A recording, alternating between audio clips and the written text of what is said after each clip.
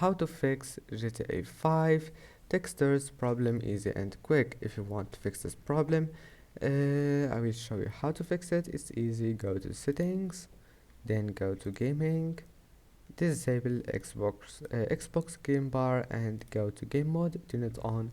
Now just try again and your problem must be fixed.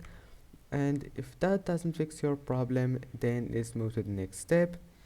Type here background apps. Here's it, and then make sure to turn off background apps to free up some space in your PC memory.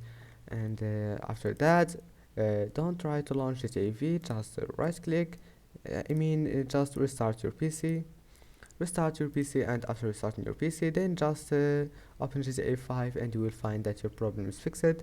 And that's it for today's video. If you like this video, don't forget to like and don't forget to subscribe, and see you in the next video.